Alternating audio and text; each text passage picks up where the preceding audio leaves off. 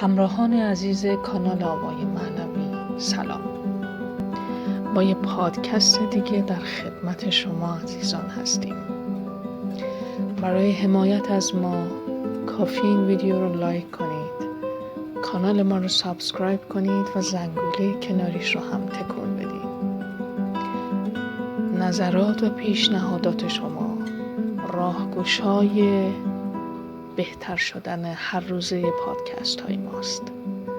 از اینکه با ما هستید سپاسگزارم. زندگی نامه آیت الله محمد تقی بهجت، بخش دوم، کرامات آن بزرگوار. درخشش نور در تاریکی.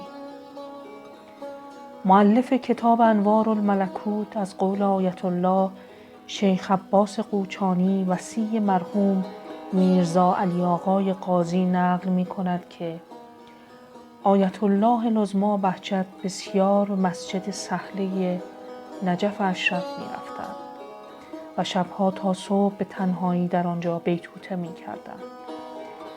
یک شب بسیار تاریک که چراغی در مسجد روشن نبود، در میانه شب احتیاج به تجدید وضو پیدا می کنند.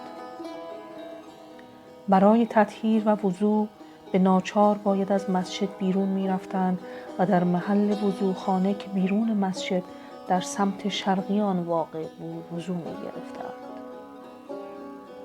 ناگهان مختصر ترسی در اثر عبور این مسافت در آن ظلمت و تنهایی در ایشان پیدا می شود که به ناگاه نوری همچون چراغ در پیشاپیش ایشان پدیدار می شود. ایشان با آن نور خارج می شوند و تطهیر کرده وضو می گیرند و سپس به جای خود برمی گردند. در همه این احوال آن نور در برابر ایشان حرکت می کرده و چون به محل خود می رسند آن نور ناپدید می شود. خواندن ذهن شاگردان. جناب آقای حجتی نقل کردند روزی به همراه دوستم در درس اصول آیت الله بهجت قدس الله سره العزیز شرکت کرده بودیم. درباره انشا و اخبار صحبت می‌کرد. بنده آن زمان هنوز ازدواج نکرده بودم. این سوال به ذهنم آمد که آیا می شود در نماز دعا کنم که خداوند به من یک همسر صالح بدهد؟ بلافاصله آقا فرمودند بله می شود. انسان در نماز دست به دعا بردارد و بگوید اللهم ارزقنی زوجة صالحة، خدایا همسری صالح روزیم کن، یا بگوید اللهم ارزقنی ولدا بارا، خدایا فرزندی نیکوکار روزیم کن.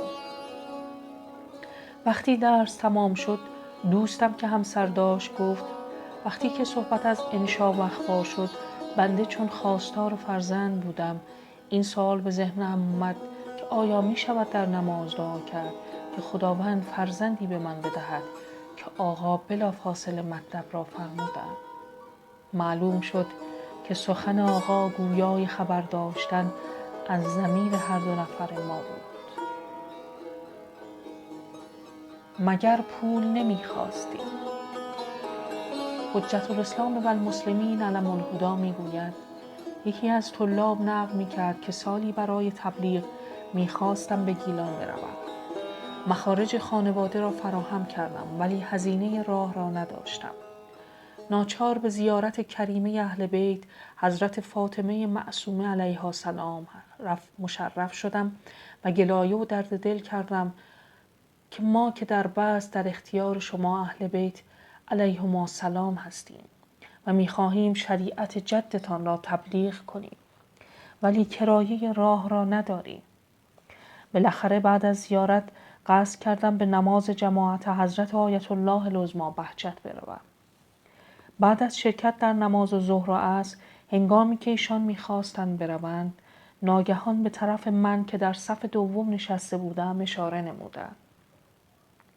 من خیال کردم که با کسی دیگر کار دارند، اما دوباره اشاره کردند و فرمودند بله با شما هستم. بلند شدم و به حضورش رسیدم. فرمودند پشت سر من بیا. همراه با عده‌ای در رکاب ایشان رفتیم تا به دم در منزل ایشان رسیدیم. فرمودند اینجا بایست تا برگردم.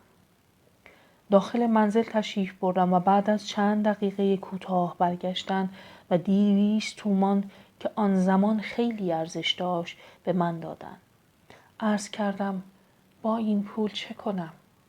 فرمودند مگر پول نخواستی؟ جریان یادم آمد. عرض کردم اما این پول زیاد است آقا. فرمودند نه، چند نفر دیگر هم احتیاج دارند.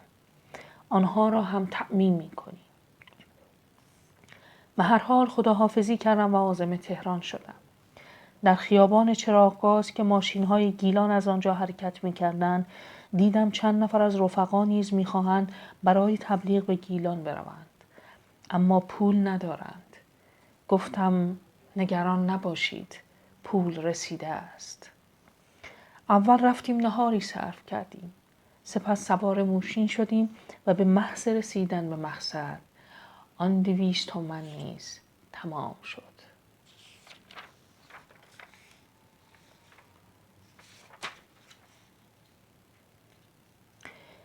مکاشفه آیت الله العظمی بهجت.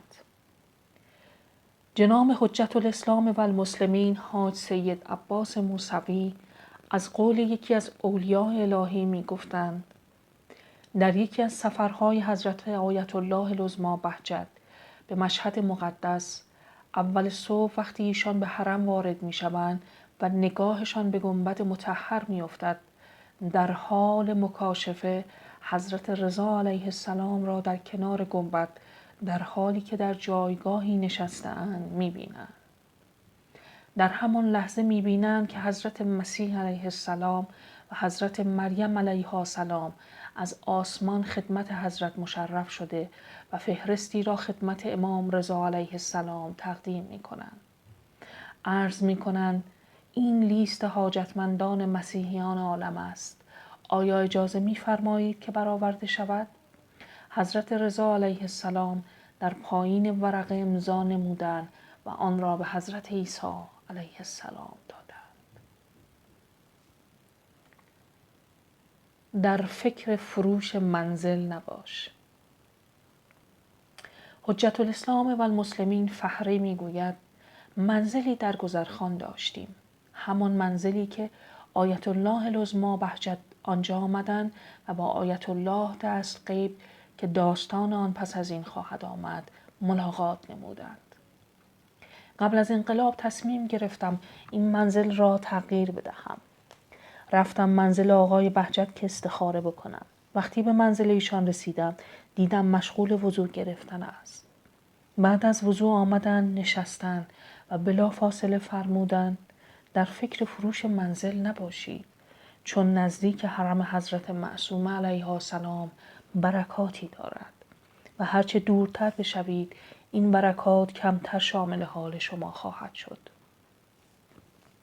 گویا ایشان عنایت داشتند که قبل از اینکه بنده تقاضای استخاره بکنم این فرمایش را مطرح کنند. بنده عرض کردم آقا من برای همین کار خدمتتان آمدم، چون کسی آمده منزل ما را میخواهد بخرد استخاره‌ای بفرمایید.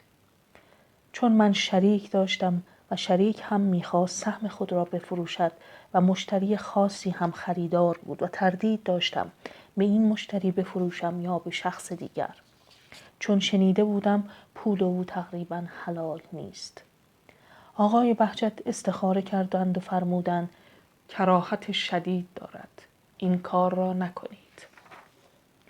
لذا دیگر به آن شخص نفروختم و مدت زمانی گذشت و یک آقای محترمی آمد و چون تکلیفی داشتم جهت ادای دین و پرداخت سهم شریک منزل خود را به او فروختم.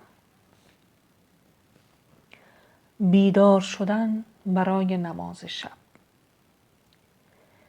یکی از آقایان میگوید خدمت آیت الله العظمی بهجت رسیدم و گفتم آقا توفیق نماز شب برایم حاصل نمی شود. نمیدانم چه کار کنم. آقا نگاهی به من کردند و فرمودند دوست داری ساعت چند بلند شوی؟ گفتم ساعت 3:30 شب. ایشان فرمودند از این به بعد بیدار می شوی و از آن شب به بعد هر شب ساعت 3:30 شب بیدار می شوم. خداوند ایشان را بیامرزد و قرین رحمت و عنایت خاص خویش بگرداند. بخش دوم، قسمت اول.